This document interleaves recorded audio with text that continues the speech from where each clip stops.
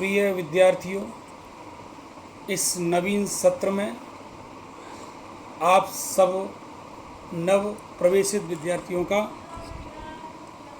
हार्दिक स्वागत एवं अभिनंदन। जैसा कि आपको पता है, पिछले वर्ष आप लोगों ने महाविद्यालय में आकर के कक्षा में नियमित अध्ययन किया, परीक्षा की पूरी तैयारी की, लेकिन इस वैश्विक भीषण महामारी के संकट के दौर में आपका परीक्षा कार्य संपन्न नहीं हो सका। इसलिए विश्वविद्यालय और राज्य सरकार के द्वारा आपको बीए प्रथम वर्ष से द्वितीय वर्ष में क्रमोन्नत किया गया है। सरकार की और विश्वविद्यालय की मंशा है कि आपको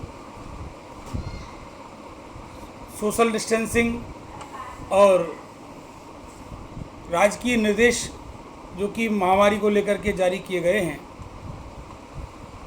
उनके अनुरूप आपका अध्ययन प्रभावित न हो, आप अपने अध्ययन को, अपने शैक्षिक उन्नयन को बरकरार रख सकें। इसके लिए आपको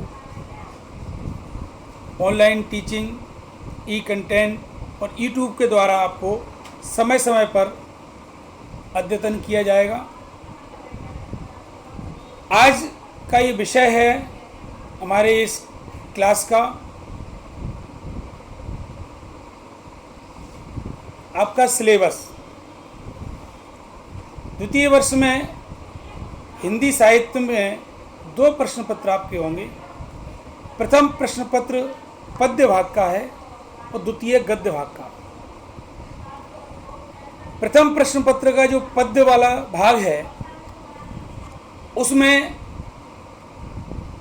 हिंदी साहित्य का रीतिकाल आता है, जिसका समय विक्रम संवत 1700 से विक्रम संवत 1900 तक है। पिछले वर्ष आपने प्रथम वर्ष के प्रथम प्रश्न पत्र में आदिकाल और भक्तिकाल के कवियों का अध्ययन किया था। इस बार विश्वविद्यालय के पाठ्यक्रम के अनुसार आपको रीतिकाल का अध्ययन कराया जाएगा। रीतिकाल में आपके कुल पहले कवि हैं केशवदास। उनकी रामचंद्र का एक महाकाव्य है, उसके कुल 6 पद्य आपके पाठ्यक्रम में हैं। ये जो मैं आपको पाठ्यक्रम के बारे में संक्षिप्त में बता रहा हूँ, ये आपको आपके व्हाट्सएप ग्रुप पे आपको प्रेषित किया जा चुका है। बिहारी के लगभग 20 दोहे आपके पाठ्यक्रम में हैं। देव कवि के 10 दोहे हैं, 10 पद्य हैं। भूषण कवि के 10 पद्य हैं। घनानंद कवि के 10 पद्य हैं। आलम कवि के 10 पद्य हैं। और इसके बाद पद्माकर कवि के 10 पद्य हैं। और सेनापति जो कवि हैं, उनके 8 पद्य हैं। और इन 8 कवियों के अध्ययन के बाद आपका जो प्रश्न पत्र आगे आएगा, उसमें 2 खंड होंगे, एक व्याख्या खंड और एक प्रश्नोत्तर खंड। व्याख्या खंड में आपको कुल 4 व्याख्याएं आपको करनी होंगी और हर व्याख्या के साथ एक विकल्प देय होगा। इस प्रकार 8 व्याख्याएं होंगी, 8 में से आपको 4 करनी होंगी और सभी के अंक होंगे 10-10। इस तरह से 40 अंक की व्याख्या होंगी। एक प्रश्न प्रति कवि से लेकर के 8 प्रश्न आपसे पूछे जाएंगे। 8 में से 4 करने होंगे और चारों प्रश्न के प्रति प्रश्न 15 अंक होंगे। इस प्रकार 60 अंक होंगे। 100 अंकों का यह प्रश्न पत्र है। चूँकि प्रथम प्रश्न पत्र में विद्यार्थियों को पद्य भाग होने की वजह से, मध्यकालीन भाषा होने की वजह से कठिनाई आती है, इसलिए हम कठिनता से सरलता की ओर जाने वाली पद्धति की ओर चलेंगे। आपको पहले जो कवि हैं आपके पाठ्यक्रम में, वो हैं केशवदास और दूसरे कवि जो बिहारी हैं, इनके बारे में आपको समय समय पर आपको अगली हमारी क्लास होगी, उसमें आपको हम पहले कभी भी केशव दास से अध्यापन अपना शुरू करेंगे। अब बात है दूसरे प्रश्न पत्र की। वह गद्य खंड से आता है। उसमें 3 खंड हैं। 100 अंकों का द्वितीय प्रश्न पत्र होगा। पहला खंड है नाटक। इस ध्यान रहे, इस द्वितीय प्रश्न पत्र का विषय है नाटक एवं एकांकी। नाटक आपका एक है जिसका नाम है कोणार्क। यह नाटक आधुनिक नाटककार जगदीश चंद्र माथुर द्वारा रचित है। इसके अतिरिक्त दूसरे खंड में आपके 7 एकांकियाँ हैं। उनके नाम आपके पाठ्यक्रम में आप अपने व्हाट्सएप ग्रुप पे देख सकते हैं। राम कुमार वर्मा की उत्सर्ग, भुवनेश्वर की तांबे के कीड़े, उपेंद्र नाथ की एकांकी है नया पुराना, विष्णु प्रभाकर की एकांकी है ममता का विष, लक्ष्मी नारायण लाल इनकी एकांकी है काल पुरुष और अजंता की नर्तकी, धर्मवीर भारती की एकांकी है आवाज़ का नीलाम, और सुरेंद्र वर्मा की एकांकी है हरी घास पर घंटे भर। ये द्वितीय खंड है, बाखंड है। तृतीय सा खंड आता है जिसमें नाटक एवं एकांकी का उद्भव विकास ये आता है। इस प्रकार 3 खंड हैं। अंक का विभाजन इस प्रकार रहेगा। कुल 4 व्याख्याएं आपसे पूछी जाएंगी,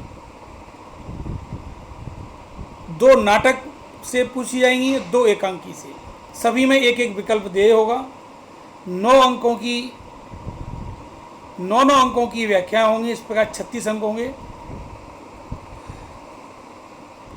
दूसरे खंड से नाटक पर 2 प्रश्न, एकांकी पर 2 प्रश्न और दोनों में ही विकल्प देय होंगे। एक 8 नंबर का प्रश्न रहेगा, वो रहेगा टिप्पणी परक। वो टिप्पणी नाटक एकांकी कहीं से भी आ सकती है। 8 नंबर का प्रश्न है। इस प्रकार से हमारा ये पाठ्यक्रम है प्रथम और द्वितीय वर्ष का, द्वितीय प्रश्न पत्र का।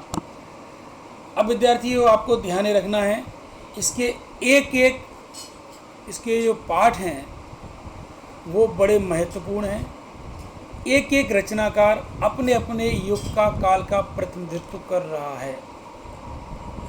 आप ये ना माने कि ये पाठ्यक्रम से ही आपका रीतिकाल या नाटक एकांकी का पाठ्यक्रम पूरा हो जा रहा है। ऐसा बिल्कुल नहीं है। यदि रीतिकाल में यदि केशव दास के 6 पदों को पढ़ाया जा रहा है तो आपको ध्यान में ये रखना है कि वो 6 पद तो एक उनके नमूने हैं। इसी प्रकार से पूरी केशव दास को समझा जाना चाहिए। जब केशव दास को समझाए तो केशव दास के साथ साथ और आपके रीतिकाल के अन्य कवि हैं, उनको भी आपको समझना है। एक कवि के माध्यम से, जैसे एक कुशल गृहिणी चावल को पकाती है, दाल को पकाती है, एक दाना देखती है वो पका है या नहीं पका है, पक गया है तो देख लेती है सारे पक चुके हैं। उसी प्रकार से आपने एक कालखंड के एक कवि का अध्ययन कर लिया है, समझ लिया है, तो उससे माना जाता है कि आपने उस काल के, उस धारा के अन्य कवियों और अन्य कृतियों का अपने अध्ययन और समझ आपने विकसित कर ली है। इस प्रकार से आपके आज, चूँकि हमारा एक आपका स्वागत में, विद्यार्थियों के स्वागत के लिए आज का हमने व्याख्यान रखा है, ये संक्षिप्त व्याख्यान रहेगा। अगले व्याख्यान से आपको नियमित तौर से बिना भूमिका के बीए और प्रथम प्रश्न पत्र जो है वह प्रश्न पद्य वाक्य का आचार्य केशव की रामचंद्र का उससे पढ़ाना शुरू किया जाएगा। इसके लिए आप तैयार रहें। आपका बहुत बहुत आभार। और जिन विद्यार्थियों के पास इस प्रकार की सुविधा ना हो, वो किसी प्रकार से मदद लेकर के कैसे भी है, सरकार की जो मंशा है, MHRD मिनिस्ट्री मानव संसाधन विकास मंत्रालय भारत सरकार की मंशा है, और हमारे राज्य और केंद्र सरकार के अनुरूप हमारे देश के शिक्षाविद और पूरी दुनिया की धारा, जो अब हम साक्षात पढ़ते थे, गुरु से संपर्क करते थे, वो न रह कर के एक मौखिक तौर से, एक वर्चुअल पद्धति से ये अध्ययन अध्यापन का समय चल रहा है।